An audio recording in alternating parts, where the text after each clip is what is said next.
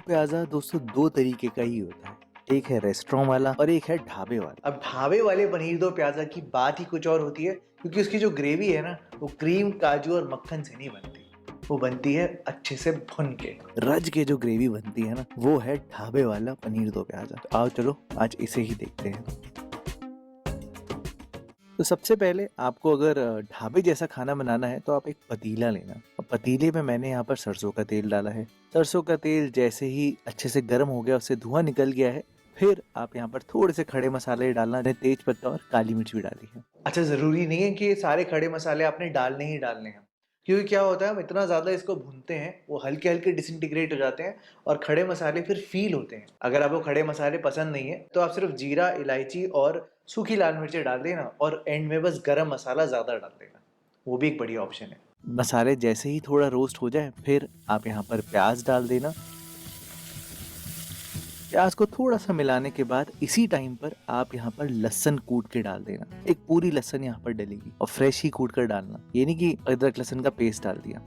और फटाफट से यहाँ पर प्याज की कुकिंग शुरू करते हैं। और प्याज की कुकिंग ही सबसे इम्पोर्टेंट है दोस्तों। इस रेसिपी की खास बात यह है कि आपको फाइन चॉपिंग करने की जरूरत नहीं है। इतनी भुनाई करेंगे कि प्याज अपने आप ही गल जाएंगे। ये देखो, जब प्याज इस स्टेज पर आ जाए ना कि वो एकदम ढल चुके हों और हल्का हल्का रंग आना उनमें शुरू हो जाए, फिर आप यहाँ पर कुटी हुई अदरक और 2 मिर्चें मैंने साथ में इसके कूटी हैं, ये यहाँ पर मैंने डाला है और इसको भी आपने भुनना है।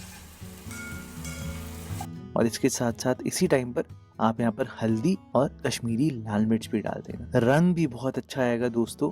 और अदरक जो है वो जलेगी नहीं। लहसुन को ज्यादा भुनना होता है लेकिन अदरक को नहीं। बड़ा इम्पोर्टेंट है दोस्तों। मैंने यहाँ पर मसालों को थोड़ा भुना है और फिर फटाफट से पानी डाल दिया है। पानी इसलिए डाला है ताकि मसाले भी ना जले, अदरक भी ना जले। आप यहाँ पर बढ़िया सा कलर ले लेना और फिर आप यहाँ पर टमाटर डाल देना। और आपको तो पता ही है कि जैसे ही टमाटर आएंगे वैसे ही आपने डालना है नमक। तो नमक यहाँ पर डालना, गैस को मीडियम फ्लेम पर अप करना, इस पर ढक्कन लगाना और पकने के लिए छोड़ देना। ये हो गया आपका बेस ग्रेवी का काम सेट। आराम से पकती रहेगी जब तक हम यहाँ पर दूसरे मसाले तैयार कर लेते हैं। अब मसाले जले ना और ग्रेवी में एक पेस्ट भी बने, क्योंकि प्याज और टमाटर तो एकदम खड़े खड़े हैं ना, तो ग्रेवी कैसे बनेगी? तो उसके लिए आपको ये करना है। उसके लिए आप यहाँ कुकिंग करनी है तो धनिया पाउडर भर के, जीरा पाउडर यहाँ पर आएगा। आप यहाँ पर सौंफ जरूर डालना, थोड़ी सी कूट के मैंने डाली है। और गरम मसाला इसी में ही डाल देना दोस्तों। बेस्ट बात ये है कि मसाले जलेंगे बिल्कुल भी नहीं। ये देखो आप, बढ़िया लग रहा है ना। और इतनी देर में आपके टमाटर भी अच्छे से पक जाएंगे, गल जाएंगे अच्छे से। फटाफट खोल के दिखाता हूँ मैं। ये देखो आप, एक पेस्ट जैसा सा बन गया है ना। और आप साइड्स में भी देख सकते हो कि कैसे तेल अलग भी होना शुरू हो चुका है। बिल्कुल इस स्टेज तक ही आपको दोस्तों पकाना है। बस भुनाई तो काफी अच्छी कर ली है हमने दोस्तों। अब आप यहाँ पर दही डाल देना जो हमने मसालों के साथ रखी थी। और दही डालते ही जो आपने काम करना है वो ये है कि फटाफट से इसको चलाना है। आप घबराना मत, दही फटेगी नहीं, क्योंकि हमने सपोर्टर भी डाला है दही में जो कि मसाले हैं। बस ध्यान इस बात का देना है कि डालते ही फटाफट से स्टर करना है।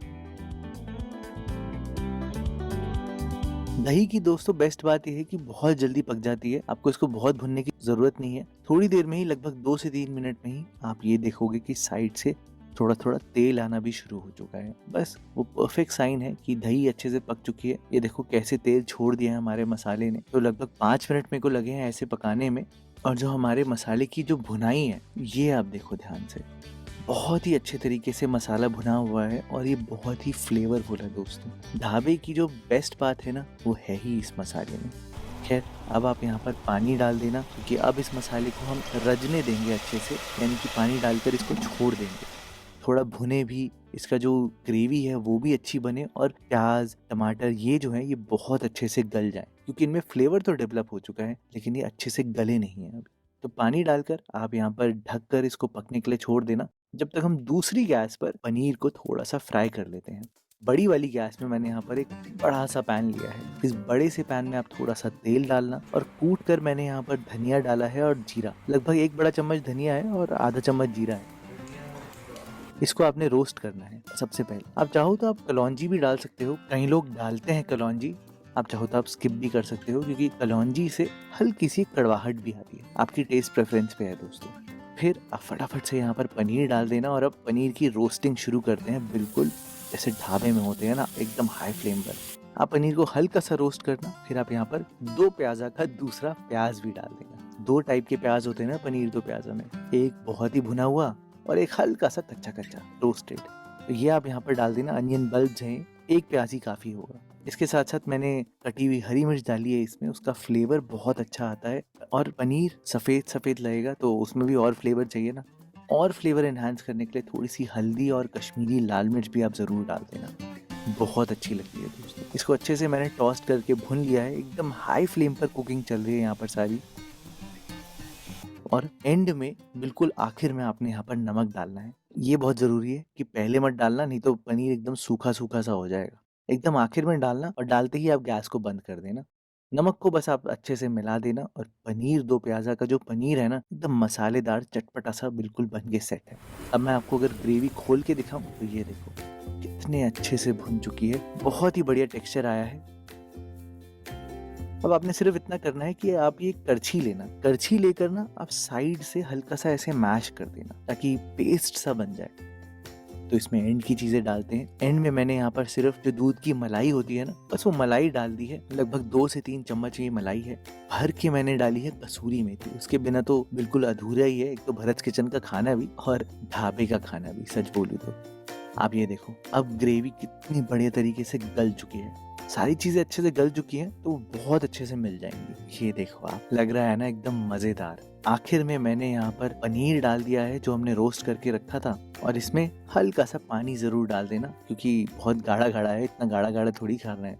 अब इसको मिलाकर ढककर छोड़ देना लगभग 10 मिनट के लिए, एकदम लो फ्लेम पर, लोएस्ट फ्लेम पर आपने छोड़ना है दोस्तों। 10 मिनट बाद मैंने क्या किया था कि मैंने यहाँ पर गैस को बंद कर दिया था और 5 मिनट तक ढककर इसको बिल्कुल छोड़ दिया था। ऐसे ही करना ताकि और भी फ्लेवर अंदर तक जाए। ढाबे में भी ऐसे ही होता है कि वो बना कर ही रखते हैं और छोड़ देते हैं और आपको हल्का हल्का सा गर्म करके दे देते हैं। और फिर आखिर में ये देखो आप दोस्तों, ये आपको मिलेगा इतना बढ़िया पनीर दो प्याज। इसका तेल भी, आप इसको रोटी, नान, पराठा के साथ खा कर देखना, बहुत ही अमेजिंग टेस्ट आता है दोस्तों। आप इसको बना कर देखना, आपको बहुत पसंद आएगा।